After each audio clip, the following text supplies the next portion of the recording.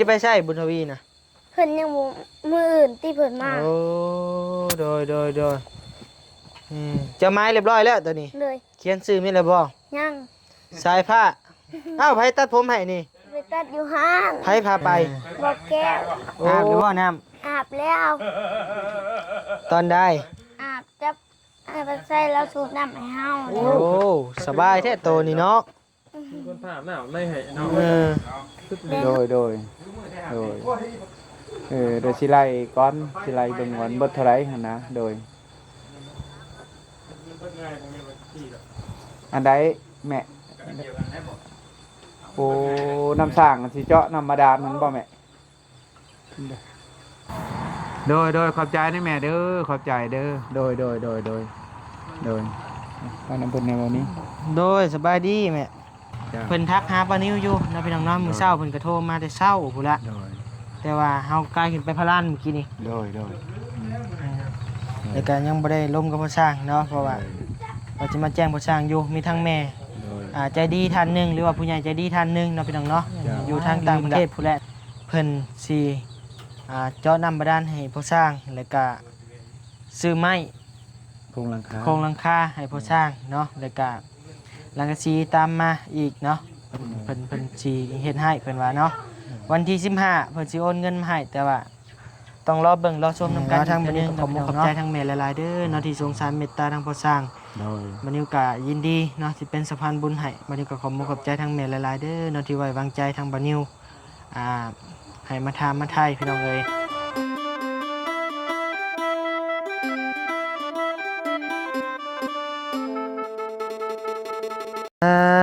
พี่น้องเอ้ยเนาะ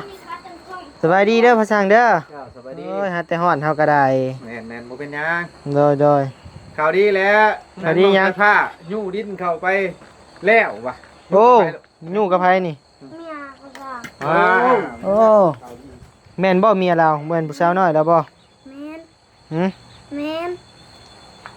พาโตไอ้เหยาหานี่สบายดีเด้อบัดญาเด้อมาดูหันนี่เฮานี่คือแข็งเถอะวะมาใส่ลงหันได้ดิเบิ่งอ๋อโตไอ้เหยาหันนี่หันได้น่ะนี่หันนี่ยังหมูให้ไปครับบ่หันเบิ่งพี่หันมาพี่หันออกหันนี่